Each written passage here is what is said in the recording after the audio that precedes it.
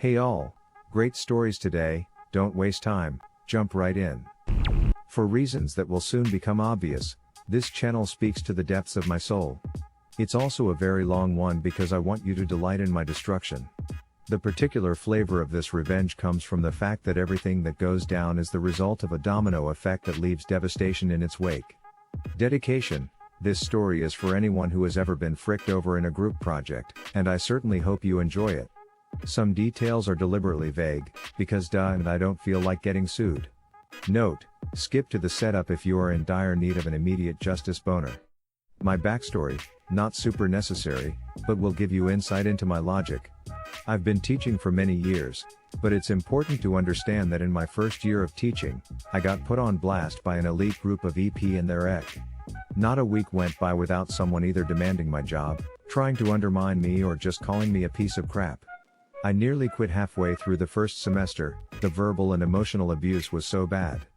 This was at a school in a tough area, so I was accused of racism constantly for asking kids to stop talking, was ripped into for giving failing grades for missing work, and even enforcing the rules in the student/parent handbook got me in hot water. My principal reprimanded me for being a negative influence on the school, and I told that I needed to let more rules slide because he was tired of hearing from parents.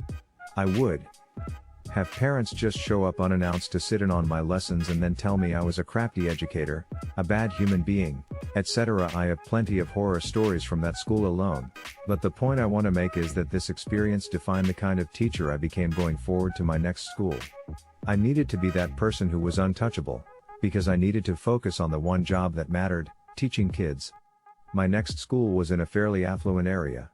It wasn't uncommon for me to find out that my students' parents made millions, which brought its own unique set of problems. However, my new principal was super supportive of me as long as I followed the school's handbook to the letter, because, by doing so, I was in line with the school's philosophy and protected by law. We seriously had parents filing frivolous lawsuits all the damn time. This school had long ago learned that caving to parent demands spilled blood in the water and brought the rest of the sharks in droves. My first year at this new school was successful for many reasons, but primarily because the school culture was easily adapted to. By planning ahead, I was able to head off 99% of all negative parents at the pass. The few times a parent tried to rip into me at conferences, I ripped back so hard that I developed a reputation amongst the kids and parents as someone you couldn't copulate with. Everything I did was in line with the rules, and any attempt to take me down got stonewalled by my principal, who would have to say Mr. Fighter Jet is following school policy, so I'm afraid the ultimate decision is his. No joke, I had some parents in tears because their kid could no longer get an A in my class. I wasn't the teacher who wanted to destroy kids, I just wanted them to be accountable, and sometimes that meant letting them fail. Needless to say, this job became a lot of fun, because instead of waiting to be ambushed by parents, I could work on making my class fun for my students while still teaching them something. I made ironclad rules for the classroom that brooked little argument and would adapt the following year to make it harder for students or parents to ruin my day. I have many stories like this, but this is one of my favorites. The backstory. The year this happened, I taught a HS class with grades 9 to 12, that's 14 to 18-year-olds for you overseas guests. My class wasn't necessary to graduate, but did count as a core requirement. One of my beginning of the year rules was I never want to hear "when will we ever need this?" because you didn't have to sign up for this class. How I structure my class is that I try to make students accountable for their own actions. My class was built so that it had something to offer everybody. If you tried your best, you were guaranteed a C. If you worked really hard, you could get a B or an A. I would bust my donkey to help a student with any reasonable request. The best example of this was a student was working hard on an assignment and said, "I think I understand it now, but can't turn it in on time," to which I answered, "Then turn it in tomorrow for full credit." This is how hard work pays off. Other than a few hard deadlines in my class, I would do whatever it took to see you learn the material. Copulate around in my class?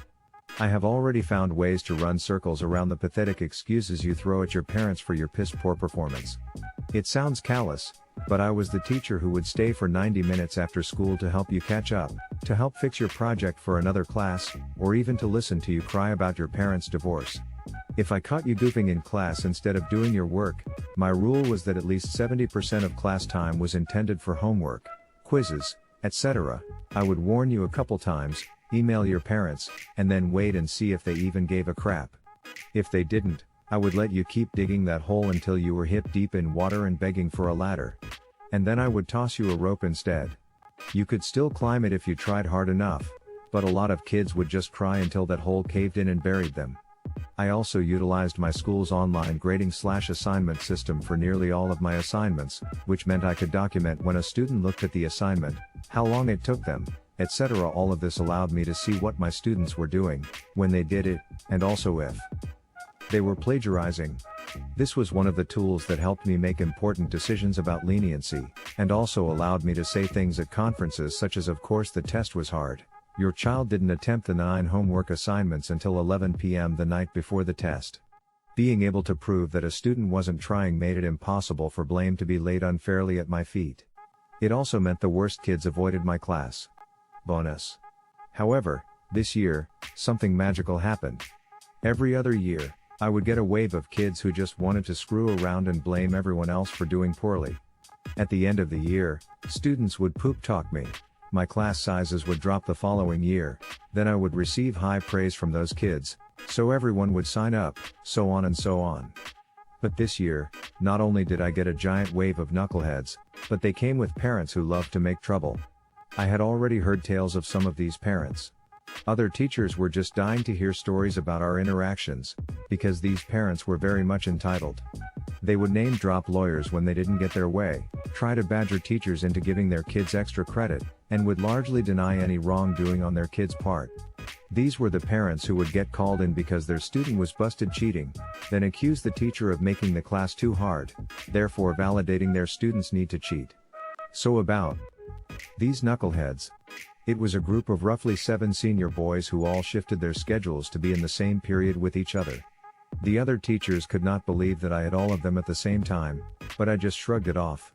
Every week, the staff lounge was dying to know how I dealt with their shenanigans, but for the most part, I had shut down most of their poop from day one.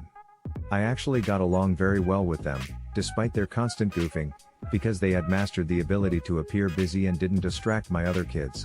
Then came the first group project.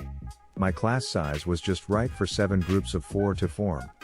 The idiot collective formed 2 groups of 4, by pulling in a kid who had been absent on the first day of the project. These 2 groups crashed and burned on this project super hard for several reasons, but the biggest were that A, they copulatied around during class time, and B, put off a 2-week assignment until the weekend before and then dumped all the work on everybody else, which resulted in everybody doing minimal effort.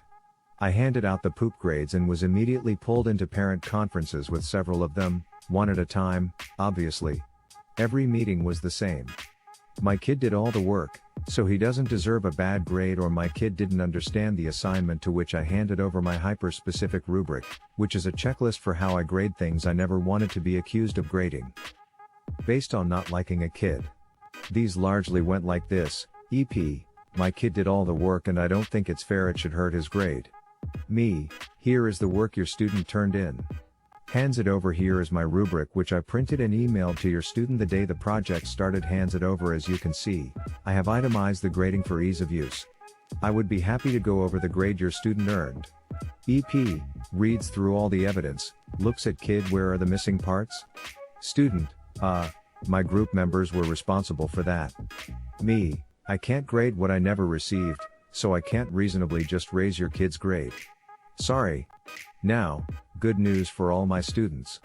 I make assignments worth more throughout the semester with the idea that kids who screw up early on can make it up later by working hard. I seed extra credit throughout the semester and all of these parents are disgruntled, but happy to hear that their entitled embryo can still get an A in my class. Now, the end result of these meetings was that it clearly wasn't my fault. Remember, I had all this data to prove that I made every effort to contact everybody, etc., so it must be the other kid's fault. So these parents all decide that their perfect angel is no longer allowed to work with their previous groupmates. Like a cancer, this failure of friends distributes through the rest of the class. Like the genius that I am, I make my students write a group contract for every project that details who does what and when it is due. Why is this important? Because the contract provides me the documentation necessary to allow me to dismiss a bad group member and give them a 0 without their parent pooping all over my day. So here is where the problem begins manifesting. These seniors begin bouncing from group to group like cancerous ping pong balls, wreaking havoc. I let students choose their groups, so these seniors are desperately integrating with anybody that will have them. Because of my class side, every group has at least one coddled child to deal with, and these children just end up rotating until all of my students have worked with one of these seniors at some point. Now I am getting constant complaints from parents of other kids about these boys. Their kid wanted a good grade, which means they ended up doing all the work while the senior slacked. This is usually after the fact, at which time I bring up I would love to yank the leech out of your grade pool, but you have to use the contract. Students don't want to say anything because they fear retribution from the seniors, but I can't do anything because I will be accused of harassment. The contract can provide me with the leverage I need to prove that these kids were doing no work, because these seniors have been playing their parents for years. I make my class utilize Google Docs, because the changes are time-stamped. No joke, I've had students produce all the work the morning of a parent meeting to try and lie their way out and make me look like a piece of poop, but that timestamp is a godsend. Luckily, my class is balanced. A poopty group mate can make things hard, but not undoable, and parents are appeased that I have an out for their kid, but disappointed that their kid doesn't use it. Every time I announce a group project is on the way, some of these seniors sucker up to the other kids to the point that it is expected that a spot will be made for them. I'm talking buying kids lunch, bringing them gifts, etc. Seriously, the day before a group project starts, all of the seniors now sit at separate tables from each other so that they could pull the "I'm already here, let's be in a group" card, which works most of the time. The strain on class morale is difficult, but I am biding my time. The other students are grabbing at extra credit opportunities constantly so that their grade can absorb the blow, and parent complaints are completely mitigated because I am still offering every chance for success. My principal has a copy of my syllabus in his computer so that he can quote student policies that the parent signed off on. Not uncommon for him to hear I don't read that poop, so it doesn't apply, but he reminds them that the clause above the signature line says my signature denotes that I have read this document in its entirety and agree to abide by all the rules or something similar, and that this should be a lesson to the parent and the student. That when you sign something, you should read the fine print. If you ever become a teacher, find an awesome boss like this and stick by their side. The setup. So I have 7 slothful seniors, but I shall name the worst of these Larry, Curly, and Mo. The fallout affects all of them, but these 3 are the ones whose parents have a boner for making trouble. Every time they bully a teacher into compliance, I imagine they sit around a smoking room with cigars and cognac, laughing at how they got their way yet again with a lowly teacher. I know that anything I do will be heavily scrutinized once the grades start falling, and I need to be able to shrug it off because I have other crap to do, and I refuse to be the smiling topic of discussion in their celebratory circle jerk. However, a special note about Larry: since he turned 18, his parents now travel non-stop and are impossible to reach. Larry is now just a huge douche, because his parents no longer care about what he does. I closely monitor their grades in my class, but also in others. This may sound sketchy, but I routinely do this with any of my students who struggle with the material so that I can identify if the issue is my class or all of their classes. Students have been known fake their grades using Inspect Element, and I got tired of hearing but they have A's in their other classes. Because then I look like the piece of poop. Anyway, after a check, I speak with the other teachers. It isn't hard to find out that these boys are doing minimal work in other classes, and I actually discover that Larry has been finding ways to get other kids to do the work for him and then disseminating it among his friends.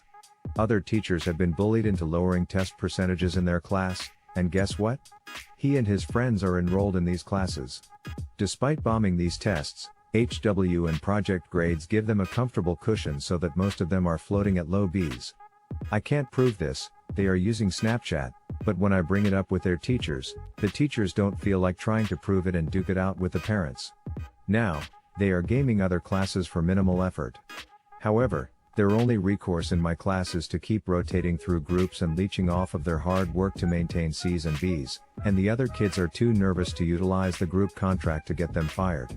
Remember how I mentioned that I steadily increase the value of my assignments to keep kids working and give them a chance to fix their grades? Me, random day in class. Hey everybody, I was looking in the schedule and realized that your last project before finals may stress you out unnecessarily. Would anybody mind if I dropped it? My class, tired of getting banged on group assignments? Nope, drop it, best teacher ever. Me, okay, well just so you know, I'm going to move our next project back a couple of weeks and extend the deadline by a week. Also, since I cancelled the last project, this means that the next project will now be worth roughly 20% of your final grade, so do your best. Screwing this up could kill your grade. My class, whatever.jpg. So in one step, I have inflated this assignment and also moved it. I send out an email to parents and students letting them know about the change to the syllabus and the assignment. Get no responses other than happiness that I am removing stress from the end of the semester, etc. I actually did this primarily because another teacher, who was a huge douchebag, plunked down a monster project that same week and I knew it would burn out my students prior to finals, so figured a break was in order. Win-win for me, really. Now why did I move it? Maniaclotter.mp4. The Friday before the project started, I announced at the start of class, okay, I am introducing the project now so that you can get into groups today and we can do it first thing Monday morning without delay. Since this project is so important, this announcement elicits a room full of crap-eating grins. Why? It was senior ditch day. Our school didn't condone a ditch day, so the kids tried their best to keep it a secret, but I found out a month in advance. All 7 of these kids were absent from class, which meant that I had just given the entire room freedom from these dead weights. Immediately, groups are formed, and even better, I had a couple kids transfer out of my class at semester, which meant, numbers-wise, these knuckleheads will have to work on this last group project together, in 2 groups. I emphasized that everyone needed to get to class as soon as possible so that they could start as soon as attendance was called. My original intention was to light a giant fire under all 7 of these chumps, to get them to actually put in the effort they had neglected to do all year. Most of them had grades in the low C range, except for one in the low Bs. As a bonus to all my students, I put an extra credit portion on this project so that they could recoup their early semester losses, but also allow these seniors to do very well if they put in the effort. This wasn't meant to be a revenge tale, but an attempt to give them one last lesson in responsibility. Before the end of the day, I send out a parent/student notification that the project had been started and that any absent students needed to contact their classmates to establish groups before Monday morning. This was important, as you'll see. I'm sure you can guess what happened next. Immediate fallout. The next Monday, the seniors come traipsing in seconds before the bell to discover that there are only 2 tables to sit at. Whatever, they take their seats. Me, after attendance, okay, everybody has a copy of the rubric, so go ahead and get started. Rest of class, immediately pulls out rubric. Seniors, looking around frantically. The seniors quickly realize that they have been played and the arguing starts. First thing that happens is that Larry, Curly, and Mo decide that they now belong with whoever they happen to be sitting with and scoot their chairs over to sit with different tables. I catch this right away and tell them that the groups are already at maximum size, 4 people per group. The other 4 seniors are already fighting with each other because they know that none of them will actually do any work. Larry, who thinks he's God's gift to everybody, tries to sweet-talk me and his group into special privileges and allowing a group of 5.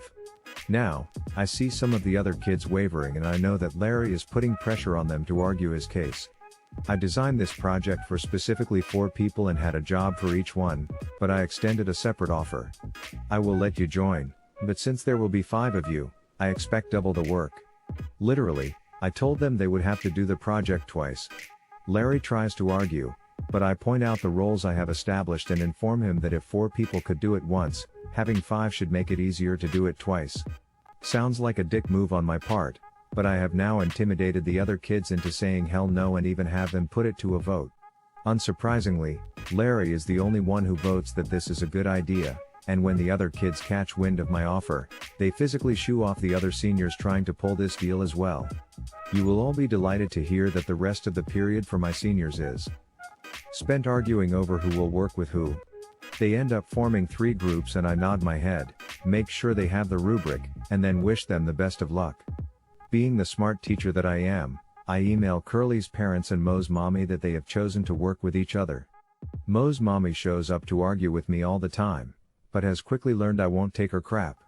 At a previous meeting, she even laid into Mo and told him I'm tired of fighting all these battles with your teachers and I'm starting to think that you're the problem. but I suspect this is for show. Curly's parents email me back and say they will make sure Curly writes a group contract. You see, Curly has sold himself as the best student ever, and clearly he will do the work and fire his classmates. Mo's mommy immediately requests a meeting with me. For school policy, I do not have to respond to an email for 48 hours. I wait until hour 47 and email a non-committal "I would love to meet, when are you available?" and wait for a response. I then wait another 48 hours to inform her of a time the following week that works for me. Now, some of the other senior parents have emailed me angrily demanding why I let their kids choose to work with the bad kids again. I had to inform them that I didn't expect all of them to be absent. Immediately, some of my seniors get burned at home because they ditched and their parents tell me just try to help them pass, which I agree to. Some of them need this class for graduation, after all. Mo's mommy, on the other hand, shows up ready to wage war. She starts by demanding that I put Mo in a different group. I decline, because the project has now been going on for a week and it wouldn't be fair. She demands that I add him to another group. They're all full and students have already done the lion's share of the work. She demands that I let him work by himself with an extension. I gladly offer him an extension and slide a copy of the rubric over to him and he goes white. At this point, he knows that he is never planning to do any of the work. In fact, I know that his group hasn't even started. I have a copy of their group contract which was hastily scribbled in pencil with no due dates on it. He starts arguing with his mom that he would rather work with his friends and that he is upset that he got stuck in this situation. Contemplating this, she accuses me of deliberately waiting until that day to screw the seniors over. After all, it was a school-sanctioned event and I'm being a jackass about it and she'll go to the board with her story. Wrong. The joy I get from all of my prep work is shutting down bullcrap like this. All 7 of the seniors hung out on ditch day at her house and told her that the principal had given them the day off. Even better, they called in and pretended to be their own parents so that it was an excused absence. He is immediately busted and his mom flips her switch and jumps all over him. You see, she can keep pressing me on this issue, but I now have evidence that he pretended to be his own dad and this is a suspendable offense. I buy myself into her graces by telling her that I had no idea that senior ditch day was that Friday, but I gave her kid a free extension on the homework that was due because I thought seniors deserved their own traditions, blah blah blah. She buys it. Also, I can prove that I emailed him, and her, and gave them plenty of notice before Monday morning that they needed to pick groups before something like this happened. Obviously, once I found out about ditch day I tried to give her precious treasure a heads up, but I don't know why he didn't take it. She makes him open his email. My email is sitting there, unopened, and I have won this battle. She thanks me and takes him home. Class morale is super high, unless you are one of the seniors. A week before the project is due, neither group has actually started and the HMS class average is about to hit an iceberg. The project comes due. It comes as no surprise that my enterprising seniors have turned in easily some of the worst work ever. One group got into a text argument the weekend before it was due and made one of the kids do all the work. Mo and Curly are in this group. The other group, with Larry, has also turned in a steaming pile. I make sure to grade these 2 projects first because I know the fallout is going to be big. All the seniors dropped at least 1 letter grade. A couple dropped 2. This is 4 weeks before graduation. Larry appears to take his F- in stride. They got something like a 10% on it, so I know he's plotting something. Curly's parents demand a meeting and so does Mo's mommy. Curly's parents are super upset that they got a bad grade and demanded to know why. What they didn't know was that I had already met with the student who did the entire project, poorly, and his parents. I informed Curly's parents that I had seen the text exchange between the seniors that pretty much ended up with "you effing do it." Curly refused to turn over his phone to his parents for confirmation. I also show them Curly's project and hand over the rubric. Mom and Dad are not happy. You see, Curly has been blaming everyone else for his mistakes since the dawn of time and his parents have bought in completely. Until today. Dad pointedly asks which part did you do? And this causes Curly to spout actual tears. I then pull up a spreadsheet of all of the group project scores from the year, with no student data, and have highlighted his scores, which are among the worst. The purpose of this was to use data to prove that their son, frankly, never does the work. Curly is absolutely destroyed by this. His parents kick him out of the conference because they are tired of his excuses and ask me what they can do. I tell them I would be happy to offer one-on-one tutoring and that he can still pass the class if he does his homework and gets a B on the next exam. They agree to this, we all shake hands, and they leave. Curly's story largely ends here. He never shows up to tutoring, and I email his parents. After 3 emails, his dad finally responds with his mom and I have decided that he needs to learn to be an adult and are leaving him to his own devices. Thank you for your efforts. Curly will spend the rest of the semester doing little to no work. Because he is grounded at home, he is now just watching YouTube videos on his phone during school. The ripple effect is glorious. Because now Curly is doing this in all of his classes. I speak with his teachers and they all email that he has quit doing work in class and get the same reply I did rather than the vehement responses they are used to.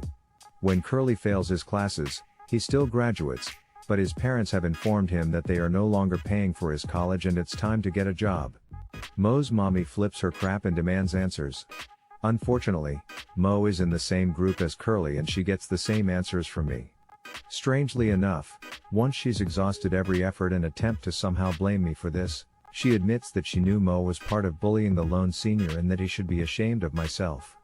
She deliberately tried to play me but outed herself once she knew that I already knew everything. Super annoying, but I agree to help tutor him one-on-one, which makes her happy. Long-term fallout. Mo's mommy is emailing me every few days now. Is my son doing his work, did he get help with his homework, etc. non-stop, but she knows better than to fight with me. Larry is unusually chipper, and is no longer doing his work.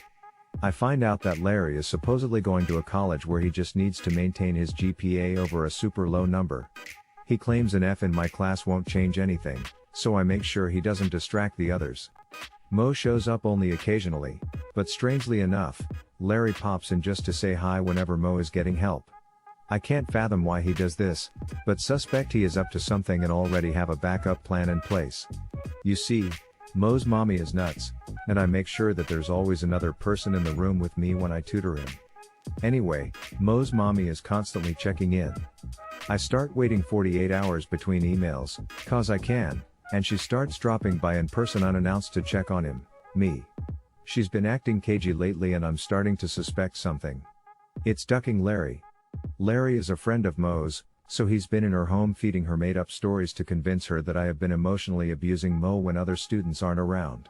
Stuff like I was calling him a retard after school, etc. and then telling her you can even have the school check the cameras to see that I'm there. This starts a whole thing where she is now demanding answers from admin. But Mr. Fighter Jet is smart.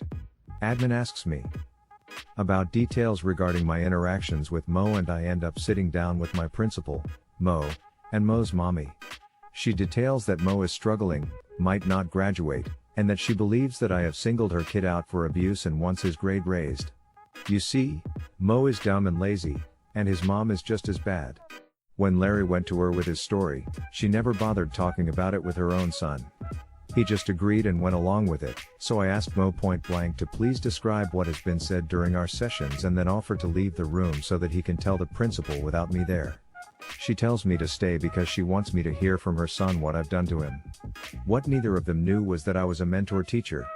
That meant I had a first-year teacher as my mentee, not a student teacher, but a new hire that works with a veteran teacher to learn the ropes of our school, and I had her working on grades and such in my room after school. You need so many contact hours, on the days I agreed to meet Mo. She was young, so Mo thought she was another student and never questioned it, and couldn't even remember that she was in there. My principal already had statements from her detailing my interactions with Mo, and Mo was unable to give any actual details and suddenly forgot what had been said to him. This lands her in hot water with admin, and she blames the whole thing on Larry and becomes visibly upset that she fell for such a stupid ruse. This results in an email cautioning teachers from being alone in a room with either student. Suddenly, after-school help evaporates for both, but hey, I always have someone in my room, so whatever. After that meeting, Larry is now suddenly super concerned about his grade.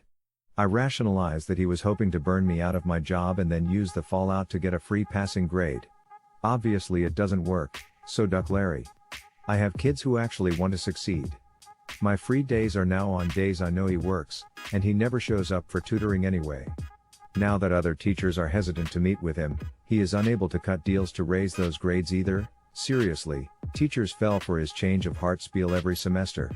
Mo's mom makes a last-ditch effort and tries to convince me that the parents of the seniors have scheduled a meeting with my boss to have me fired for giving their kids a bad grade and that she would be willing to put in a good word for me if I meet with her first. I'm sitting next to the principal when I get this email, through an app on my cell phone, and he has no idea what she's talking about. I tell her I'd be happy to meet everybody but that I would probably eat my lunch during such a meeting and that I hoped people didn't mind the smell of fish. I gotta know, seriously, they are threatening to sue you but feigned stupidity and informed her that I couldn't be sued for eating fish during a meeting. She now realizes I give zero copulates about anything and can't be threatened. Again, there's nothing she can do because I am simply following policy. The last few weeks are frantic for these seniors. One by one they fall, because they've done little to no work for a couple years now and they have no idea how to apply themselves. Other teachers are emboldened by how hard I shut them down and finally hold them accountable. A few of them just barely manage D's in my class, the rest fail. I get a few last-second squeaks of what can I do to raise my grade? But have now documented that none of them attempted the extra credit assignments and that was their chance. It's hard for a parent to crap on you when you can prove you actually tried to give their student extra credit, and can then prove they never opened the assignment online. These guys are now failing some of their other classes. A couple have breakdowns in my class and leave crying. Their friendships are fracturing with each other because they now all hate each other for what happened, which they will get over during the summer. My last test came and I made it an online multiple choice test. It was easy enough to have the questions and answers shuffled in random order, meaning they couldn't cheat off each other. You see, I knew for a long time that they would sit next to each other to try and cheat on the exam, and Larry had blown a ton of money on a tutor to try and carry his friends. This throws them all off, and when Mo's mommy accuses me, again, of trying to trick her kid with a much harder test, it was easy enough to shoo her away with a simple email. Larry passes the exam, but his grade moves up to a meager D-. The results. If you're still here, congratulations on dealing with my wall of text. Here are the results. Of these 7 seniors, 1 didn't graduate and had to transfer schools. His parents were embarrassed that they paid to fly the whole family out for a graduation that he didn't get to take part in. 2 of the seniors lost all of their scholarships and could no longer attend the schools they wanted. Their fallback plan was to attend the same school together and become roommates, which they did with 3 of the other seniors, including Mo. I do have some after stories, because I still work at this school and occasionally hear from the kids who graduated. Larry's college was not happy with his final GPA. I'm not sure what his long game was, but it sucked. The college kicked him out before he could even start, and I found out his huge web of lies extended to his parents too. He toured Europe over the summer and tried to surprise his parents by coming home instead of going to school. Apparently they kicked him out immediately after because they were selling their house to get a condo somewhere else. Remember, they travel for work all the time now, so wanted to downgrade. Last I heard, he made up a story that he joined the military but got released due to a made-up illness. I say made up because I heard this tale from 3 different people, and each one was given a different disease. Curly's parents relented and decided to pay for Curly to go to college after all. Curly got kicked out halfway through the year, got busted more than once for underage consumption, and then kicked him to the curb after living at home for a year and refusing to get a job. Last I heard, he works in a vape shop. Mo went to school and used his book smarts to try and pay other kids to do his work for him. His mommy is rich. When that failed, he faked his grades to get his mom to keep footing the bill. Eventually the school kicked him out and he moved back home. The story his mommy told a friend of hers, who I ran into at a school function, was that he decided that he would rather be an entrepreneur than go to college and that he bought a drone to film weddings with. Last I heard, he was acting as a distributor for his weed dealer but had moved up to selling acid on the side. His mommy thinks he is working weddings. One senior went to college with his friends and immediately realized he needed to change. He quit hanging with his friends and, last I heard, graduated with honors in a lucrative field. He emailed me once to thank me for challenging him in HS, because it prepared him for college, so that was nice. That's it, the end. Thanks for reading, and if you ever had a teacher you loved, send them an email. We love hearing from our children. What did you think? What would you have done differently? Share your opinions in the comments. And if you enjoyed the stories, slap that like and subscribe button for more of them, and don't forget to support the original writers with an upvote. Links are in the description. Peace out, and catch you tomorrow.